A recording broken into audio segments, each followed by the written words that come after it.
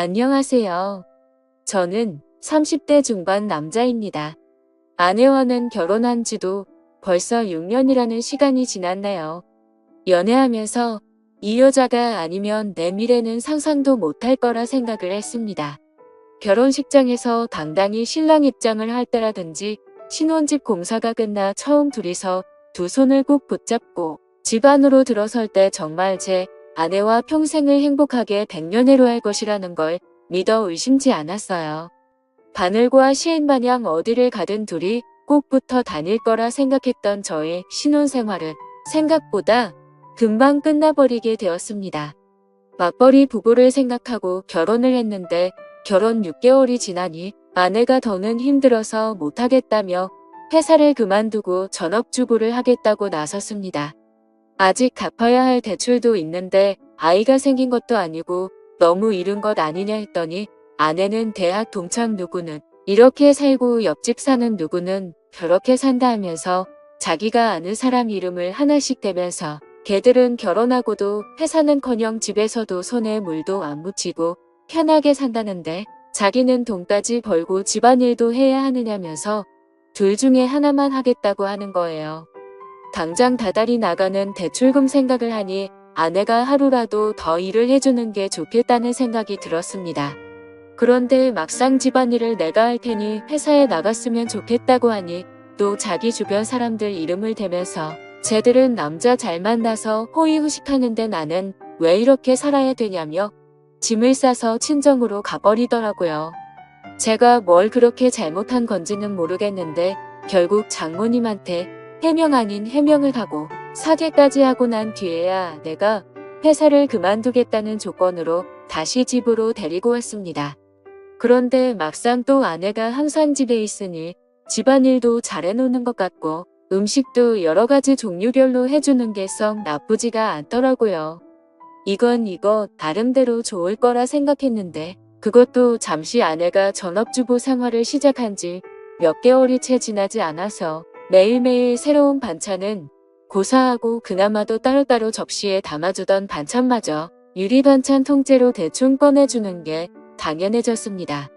내가 퇴근하고 들어오면 뭘 그렇게 누구랑 연락하는지 휴대전화기만 밤새 들여다보면서 잠도 저보다 늦게 들고 그러니 당연히 아침에 늦게 일어나게 되고 아침도 더는 차려주지 않더라고요. 간단하게라도 아침을 먹고 나가는 게 든든해서 아침밥을 좀 먹고 싶다고 하니 아내는 내가 내 밥 차려주는 사람이냐면서 성질을 내더라고요. 자기는 아침을 먹으면 온종일 소화가 안 된다면서 먹고 싶으면 내가 차려 먹으라고 화를 내는데 그냥 그 뒤로부터는 출근길에 김밥 한 줄 사서 먹는 게 일상이 되었습니다.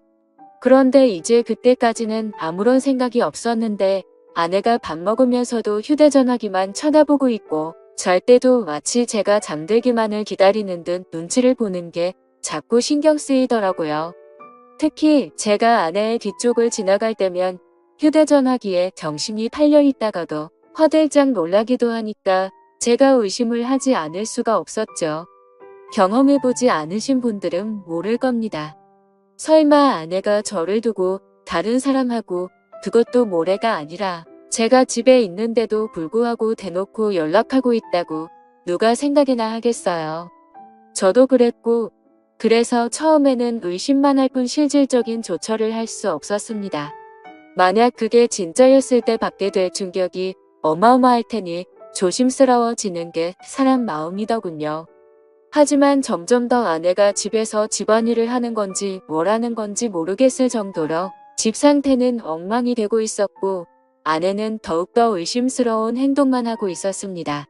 집에 있는 반찬이라고는 반찬 가게에서 사놓은 다른 반찬이나 저희 어머니나 처가에서 가져온 밑반찬 말고는 다른 걸 구경도 못 해봤는데 생활비 통장을 확인해보며 항상 현금이 인출되어 있고 잔액은 바닥을 치고 있었거든요.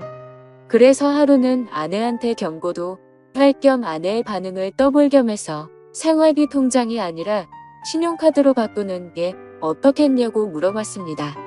신용카드로 하면 연말 정산할 때 더 편하기도 하고 적립금 같은 것도 쌓이니까 더 이득이지 않겠냐고 넌지시 한마디 했죠. 그랬더니 아내가 노발대발 정색을 하기 시작하는 겁니다. 저보고 내가 살림을 해봤느냐 어쩌느냐 하면서 자기는 그냥 마트에 가면 되는 걸 한 푼이라도 아껴보겠다고 시장에 가서 현금으로 결제해가며 깎아서 사는 거라고, 그깟 현금 영수증 좀 안 하면 어떠냐고 하면서 자기가 장을 현금으로 싸게 보는 게 더 돈을 아낀다 뭐다 하면서 성질을 내더라고요. 그때 제 의심은 확신이 되었습니다.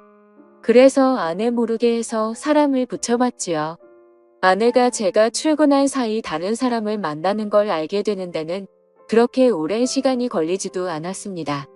이미 그럴 거라 생각을 하고 있었다 보니 아내가 그렇다는 걸 알게 되었는데 그렇게 놀랍지도 않았지요. 오히려 놀라게 된 건 아내가 바람을 피우는 상대가 누군지 듣게 되었을 때 그때 훨씬 많이 놀라게 되었지요. 아내가 제가 출근한 사이 한껏 차려입고 동네에서 꽤 떨어진 곳까지 가서 만난 상대는 다른 사람이 아니고 제 동생 녀석이었습니다. 제 동생은 저보다 4살이 아래지만 아내로서는 아내 본인과 동갑이다 보니 결혼 전부터 저랑은 세대 차이가 난다 뭐라 하면서 동생하고 죽이 잘 맞는 모습을 보여줬었거든요. 그때는 동생이나 아내나 저를 놀리면서 장난을 치는 거로 생각했는데 막상 심부름센터에서 아내가 저 몰래 만나고 있던 사람이 다른 사람이 아니라 제 동생이라는 사실을 알게 되니 피가 거꾸로 솟는 기분이었습니다. 그런데 심부름센터 직원이 덧붙이기를 둘이서 항상 카페에서 만나 1시간 정도 대화를 나누다가 그 다음으로 향하는 곳은 언제나 제 동생이 혼자서 사는 자취방이라는 겁니다. 말인즉슨 두 사람은 마치 누군가가 자기들을 알아보지는 않을까 눈치채고 있는 것처럼 매일같이 밖에서 만나기는 하지만 그 어떤 행각도 부리지 않고 카페에서는 조용히 대화만 나눈다고 하는 거죠. 사람이 집 앞까지 도착하면 마음이 풀리기 마련인데도 두 사람은 그 흔한 손 한번 잡지 않는다고 하더군요.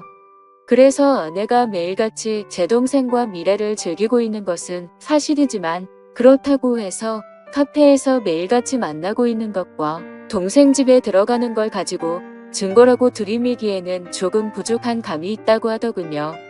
제일 좋은 건 블랙박스가 되었든 집에서 녹음하던지 간에 어떻게든 두 사람이 저를 속이고 그러고 있다는 걸 입증할 만한 증거가 필요하다는 겁니다. 아니면 두 사람의 현장을 제가 덮치던가 하는 식으로 말이죠. 그러니까 이 심부름센터 사람도 이런 쪽 일이나 이런 경우는 굉장히 빠삭한 편인 베테랑이었거든요. 여태까지 짬으로 보기에 분명히 이 상황은 제 동생과 아내가 반드시 무언가 있을 거라는 확신이 있는데 괜히 헛다리 짚었다가 자기한테 피해가 갈 수도 있으니까 한 발을 빼는 것처럼 보였습니다. 그리고 나서는 3주를 따라 붙었는데 저렇게 매일같이 만나면서도 아무런 흔적을 남기지 않을 수는 없다고. 거기서부터는 저도 같이 협조해서 잡아내든지 아니면 자기들은 발을 빼겠다고 하더군요.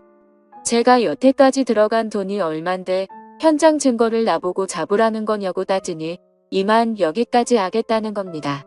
이후의 일은 제가 알아서 하라고요. 어디에 돌팔이 같은 놈들한테 엮인 기분도 들고 괜히 다른 센터를 찾아봐야 그 정도로 암수를 피우는 거라면 아무것도 못 잡아낼 수도 있겠구나 하는 생각에 저도 더는 시간 낭비를 하지 않기로 했습니다. 그냥 제가 현장을 직접 덮쳐버리는 게 낫겠다 싶었어요. 회사에 월차를 내고 렌터카를 하나 빌려서 동생이 사는 자취방 앞에 대기하고 있었습니다. 아내는 제가 출근한 줄로만 알고 있을 테니 매일같이 만나고 있다고 하는데 당연히 그날도 둘이 똑같은 패턴으로 카페에서 둘이 만나서 동생 집에 도착을 하겠다는 계산이 서 있었습니다. 차 안에서 숨죽여서 기다리고 있었지만 그 시간이 평소와는 다르게 엄청나게 천천히 가더군요. 이 무더위 속인데도 모자도 뒤집어 쓰고 최대한 안 보이게 동여매고 있으니 거기에 차 시동도 걸어놓지 못하는 상태다 보니 정말 죽을 맛이었습니다. 그런데도 심장은 엄청나게 빠르게 뛰고 정말 그 차 안에서 무슨 생각을 했는지 기억도 안 날 정도로 오만 가지 생각이 오고 갔습니다. 아니나 다를까 거의 매일같이 똑같은 패턴으로 행동한다는 말과 똑같이 두 사람이 시야에 들어오더군요. 사진으로 보는 것보다 실제로 보니 정말 치가 떨려서 그 자리에서 문을 박차고 나가 두 사람한테 욕 한 바가지를 쏟아붓고 싶었지만 현장을 덮치기 위해 속으로 참을 인자를 새기면서 겨우겨우 참아냈습니다. 카페에서 둘이 시간을 보냈으니 집 안에 들어가자마자 본 경기를 시작하려나 그 길로 저도 뒤따라 들어가 문을 열고 들어가고 싶었지만 참았습니다. 그때의 1분 1초는 정말 제 인생 그 어떤 시간보다 느리고 천천히 흘렀습니다. 무더위에 두 사람 다 걸어오느라 고생 좀 했을 테니 땀이라도 식히겠거니 싶어서 조금만 더 시간을 두고 기다리기로 했지요. 동생 집 비밀번호는 제가 이미 알고 있었습니다.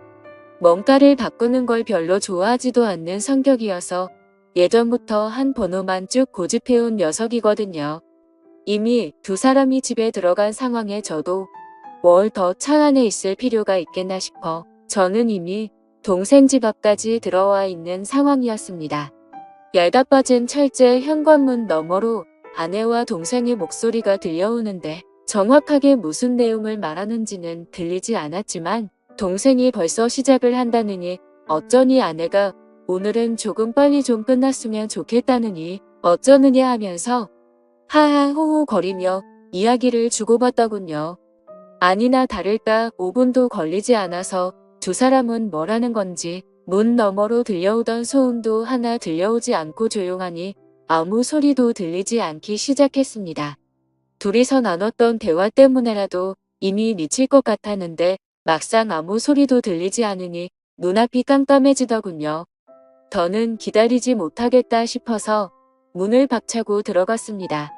들어갔는데 두 사람은 제가 생각한 것과는 정반대로 서로 멀찌감치 떨어져 앉아있더군요.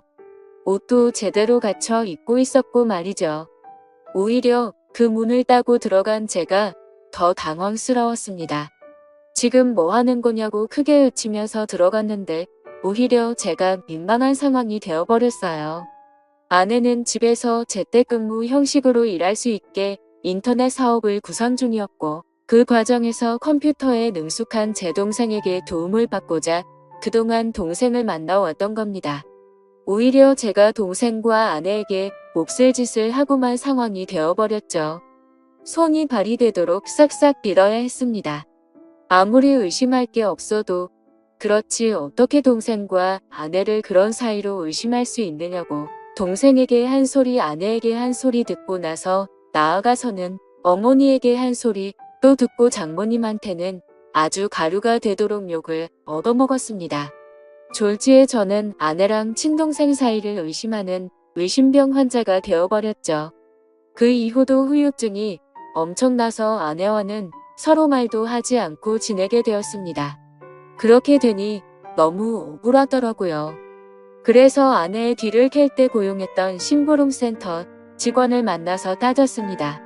어떻게 자기는 아무 잘못 없다 잡아떼고 면피를 하려고 할 줄 알았는데 심부름센터 직원이 돈은 다 환급해준다고 하면서도 자기는 억울하다고 하는 겁니다. 자기가 이걸로 밥 벌어먹은 게 어디 한두 번 한 게 아니라고 나름 업계에서도 베테랑이라고 자부하고 다니고 그동안 경험으로 저와 제 동생의 사이가 거짓이 아니고 거의 확신에 가깝다는 듯이 이야기를 하기 시작했습니다. 이 양반이 내가 틀렸다고 하니까 자존심이 그렇게 상했나 싶었고 저는 사실 억울한 게 더 컸기 때문에 헛소리하지 말고 그럼 환급이나 해달라고 했어요. 그 양반한테 보수를 환불받는다고 해도 이미 엎질러진 물을 되돌려 놓기에는 힘든 상황이었지만 그래도 마음이라도 풀고 싶었거든요. 그런데 그 양반이 흔쾌히 환급을 해준다고 했다가 자기한테 짧게는 2주에서 길게는 2달만 시간을 달라고 하더군요. 제가 보수로 준 돈이 그렇게 큰 목돈이 아니었는데 이 양반이 돈이 궁해서 그러는가 싶었습니다. 그런데 그게 아니었고 자신은 지금도 확신한다면서 지금부터는 무료로 더 조사해본다고 하더라고요. 만약 그렇게 했음에도 자신이 틀린 거면 다 환불해준다고 말이죠. 안 그래도 헛다리 짚어서 쪽팔렸었기에 그냥 무시하려고 하다가 공짜로 해준다는데 내심 저도 껄끄럼해서 일단 알겠다고 했습니다. 그로부터 정확하게 한 달이 지나서 그 양반이 저에게 녹음 파일 하나와 사진 몇 개를 내밀더군요. 그리고 그건 사실이었던 겁니다. 아내와 제 동생의 사이가 말이죠. 심부름센터에 어떻게 그걸 확신했느냐고 했더니 주변 정황만 봐도 다 보이는 상황이라는 겁니다. 갑자기 커진 아내의 씀씀이와 돈의 사용처를 들키기 싫어서 현금을 사용하는 것까지 말이죠. 제 아내가 동생 집에 들락거리는 건 어떻게든 둘러댈 수가 있지만 돈을 번다고 하는 일인데 오히려 소비만 더 커지고 있으니 뭐가 있어도 있다고 확신을 했다는 거죠. 그리고 두 사람이 사랑의 속삭임을 나누는 정황을 녹음했고 한 달간의 추적 끝에 두 사람이 마음을 놓은 사이 길거리에서 손을 꼭 붙잡고 있는 사진을 찍는 데까지 성공한 겁니다. 보통 그런 식으로 미래를 즐기는 부부들에게는 공식 같은 게 있다고 하더군요. 아무래도 떳떳한 만남이 아니다 보니 데이트 장소가 매번 갔던 곳으로 한정적인 짝이 있기도 하다네요. 그러면 그 짝의 특징이 테이블 같은 곳도 매번 같은 자리를 선호한다는 겁니다. 그 덕분에 둘이서 사랑의 속삭임을 나누는 대화 내용도 녹음을 뜰 수 있었다고 하고요. 환불을 받으려고 했는데 심부름센터에 감사해서 추가 수당까지 지급하고야 말았어요. 아내와 동생을 한 곳에 불렀습니다.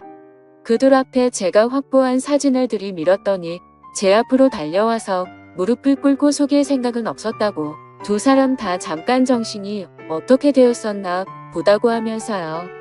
자초지종을 들으니 아내가 처음에는 재택근무로 돈을 벌며 가게의 보탬이 되려고 했던 건 사실이었습니다.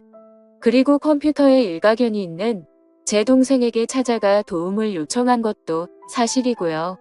저 모르게 시작해서 놀라게 해줄 생각에 저한테는 따로 말을 한 적이 없다고 합니다. 그런데 아무 경력도 없는 여자가 제 동생이 컴퓨터를 아무리 잘한다고 한들 인터넷으로 장사해본 경험도 없는 새파란 햇병아리에 불과한데 초짜 둘이서 머리를 싸매고 있겠다고 해도 돈이 벌릴 리가 만무했던 거죠. 그렇게 둘이서 만땅에 헤딩하면서 생활비며 용돈이며 끌어다 써서 돈을 날리고 나니 그러는 과정에서 둘이 정분이 나버린 거였어요. 처음에는 그냥 돈이 안 벌리는 상황에 스트레스 해소용으로 시작한 건데 날이 갈수록 그 마음이 커져서 이 지경까지 왔다고요. 그러니까 제가 쳐들어간 그날도 일하고 있던 건 맞지만 일이 끝나면 어떻게 될지 몰랐던 거죠. 그런데 제가 좀 더 참지 못하고 현장을 확실하게 덮치지 못했을 뿐이었던 거였고요. 운도 참 지지리도 없다 생각 들었습니다. 조금만 더 참았으면 그때 이미 발견하는 거였는데 오히려 제가 성급하게 행동을 해서 두 사람한테 알리바이만 만들어 준 꼴이 돼버린 겁니다. 그리고 저한테 그렇게 한 번 걸렸으니 두 사람은 완전히 마음을 놓았던 거고 그동안 밖에서도 누가 볼까 경계태세로 다니던 두 사람이 마음을 놓고 손을 잡고 돌아다니다가 심부름센터에 꼬리를 잡혔던 거였죠. 세상에 믿을 사람 하나 없습니다. 평생을 약속한 배우자와 저의 하나뿐인 혈육인 동생이 저를 두고 그런 행각을 벌였다고 생각해보세요. 여러분들이라면 어떠실 것 같은가요? 심부름센터 비용하고는 다 동생과 아내에게 뜯어냈고 위자료 청구까지 했습니다. 제 친동생에게까지 합의금을 뜯어내야 하는 게 참 어이가 없는 상황이네요. 두 사람이 얼마나 깊은 사이였건 간에 제정신이면 이렇게 저와 연을 끊고 나서도 둘이서 더 만나는 일은 없을 테지요. 아니 뭐 만나도 상관없습니다. 이젠 제 인생에 더 이상은 없는 전처이기도 하고 아예 처음부터 존재하지 않았던 동생이라고 생각하고 살아가기로 했으니까요. 사연을 읽어주셔서 감사합니다.